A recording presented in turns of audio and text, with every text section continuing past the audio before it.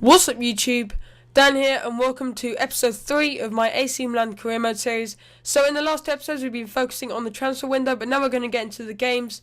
In the last episode we played our first game of the new Serie A season, but we didn't manage to lose. We lost 1-0, but we were quite unlucky. We did have a lot of chances. So into our second game of the season, hoping for better luck, and look at this guy just becoming god and dodging every challenge I made, and Gabbiadini made it 1-0 in the first 12 minutes, and that was the worst possible start, but we came back with a corner here, Varane with the header, and it was amazingly saved by the goalkeeper. But that wasn't the end of the story. El Shaarawy whipped it back in, and Mexes got on the end of it, and he put it into the back of the net with his head, and in the 90th minute we got our reply, and we equalised to make it 1-1. So then a bit later on, nearly half an hour gone, El Shaarawy turned the defender here with some really good pace, and then he just kept on running, and the goalkeeper saved it, but Balotelli was there, and he put it into the back of net to make it 2-1, so a really fantastic result at this point, hoping Balotelli scores a lot of goals. So this is a similar position here, and Niang has a shot, but Balotelli misses, so that's not really good. That was a really similar position as well, so I was hoping he would have scored that, basically with an open net as well. So El Shaarawy gets through again with some nice 1-2 play with Niang, I think it was, to make it 3-1 in the end in half-time. So 45 minutes gone, El Shaarawy made it 3-1, so the game was sealed by this point, I think. I didn't think Bologna had 2 goals in them. I didn't think my defence was too bad. So then we conceded a cheap penalty there with ter Stegen kind of missing the ball. It took a little deflection and it sent ter Stegen the wrong way, and his legs took out the attacker.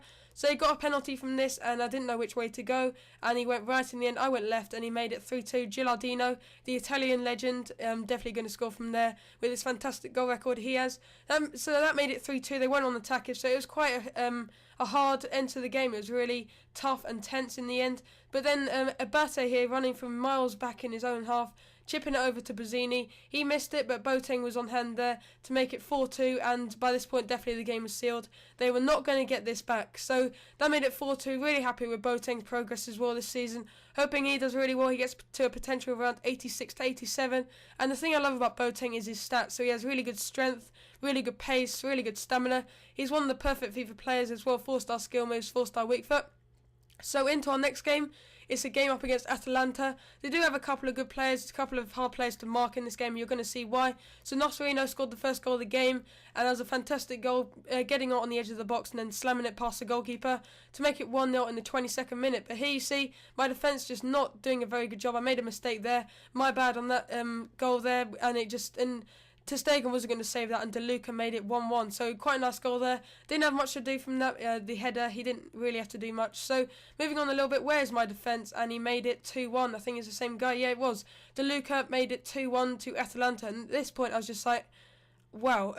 We're losing to Atalanta, not a very good team, and it's 2-1. So after this game, I was just thinking I'm going to have to switch up my tactics, some custom tactics, some work rates and everything. You're going to see that after this.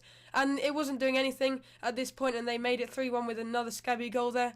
Mario Lungo, I think that's how you say it. Correct me if I'm wrong. So that was 3-1, and I was in a really bad situation at this point, preparing for my second loss of the season at home, so a really bad start to the season. But Bojan got a goal back in the 90th minute, but the CPU, or the AI being the AI, they kept it for the last couple of minutes, and it stayed at 3-2, So we did get a goal in the last minute, but there was no chance really of getting back because the CPU held out well. So that's 2 losses in 3 games. We are on 3 points at the moment.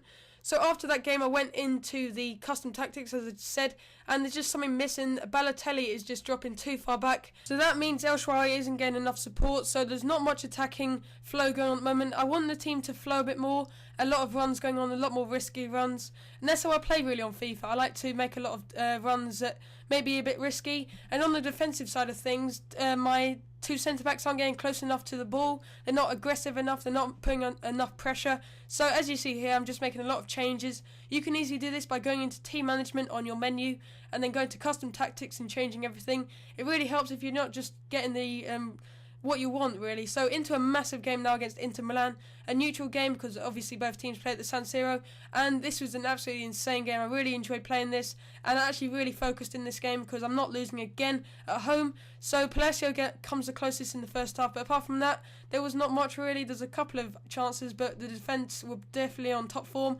So again, Milito getting through into the box, really well saved. And then Zapata being an absolute legend and saving the ball there. And then ter Stegen with his legs getting the ball, and then he picked it up, and that was about it for the half. So at this point, I was just like, this could be a 0-0, so I went a bit more attacking. I really wanted to win this game.